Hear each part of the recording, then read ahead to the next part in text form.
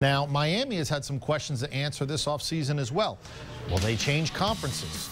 Will the coach get renewed? When are they going to get back to prominence? Well, one question answered Wednesday when the Hurricanes locked up their coach, Randy Shannon, for the next 4 years. Shannon, 21-17 in his 3 seasons, going 5-7 and then 9 wins. And we congratulate and welcome in the coach of the Canes, Randy Shannon. Coach, contract situation all settled. So what now? Well, what now is being excited about being at Miami and get back to recruiting and keep building on what we've done over the last couple of years since I've been the head coach. How far away is Miami from returning to that level that we saw in the 80s and the 90s where it was national championship contention pretty much year in, year out?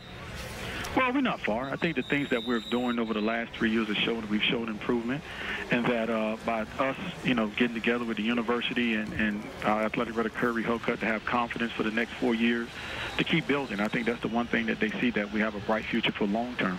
It'll help if the quarterback continues to improve. He's made great strides. What do you need Jacory Harris to improve upon this season if you want to get to where the team is looking to go? Well, we need Jacory just to be himself. And, Jacory, like any young man, make mistakes. But I think we, as a football team, that we've matured now. And everybody understands the importance of doing their job and everybody executing everything they need to get done to be at the high level of what we expect.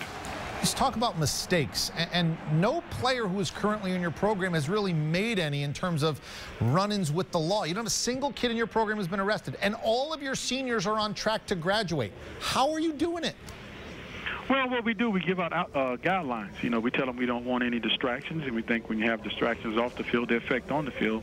And the guys are doing a tremendous job of having passion for the university and also for their teammates. And I think that what it all boils down to, guys believe and trust in each other, that they're in it together. Now, in part, one of the things that you've preached is no guns. In fact, in something that the players have to sign, it's rule number 2. Why has this been able to, why do you have this where you have it, and why have you been so successful in keeping this enforced? Well, the biggest thing that I always tell them, I look at it from a kid's standpoint and from babies. There's always kids around, and there's always bad things happen when you have guns with kids. And also I tell them that when you have them in your cars and things like that, it'll always kind of be, guys have to sometimes get angry at each other, and the first thing they do is want to grab a weapon. So I experienced a lot growing up as a kid. As you know, my father passed away from a gunshot, altercation, and I learned and always see that that's the best way to solve any problems. No guns, no excuses, no exceptions. You are out of the program. That, according to Randy Shannon. Thank you very much. We'll enjoy watching this fall, and good luck, Coach. Thank you. Clean program, graduating kids, winning games. We mentioned 5 to 7 to 9 in his first 3 years. Craig, can he keep it going? How far away is Miami from being that program where ESPN does its own 30 for 30 documentary on the Hurricanes like we saw a couple of months ago? You know what, Eric? I think they're really close. In the spring of 2008, I stood with Randy Shannon on the football field, and his guys were practicing. Jacory Harris was just a young man out on the field, but you could see that he had whatever it needed to be for them to be successful. I think this year you're going to see an offense at Miami that is explosive. They're experienced. They have a running game. They have a great, deep crop of wide receivers that can get down the field and stretch defenses. I think Jacory Harris, coming off 24 touchdown passes last year, is going to be dynamite this season. Now, on top of that, Brock and Andre, I know that you would love this as a quarterback. You know your defense is going to get it back to you at Miami. They've got Alan Bailey, Sean Spence, Colin McCarthy linebackers. They've got a really good front 7 as well as secondary. So, Andre, I think next year, Jacory Harris and Miami, they're going to.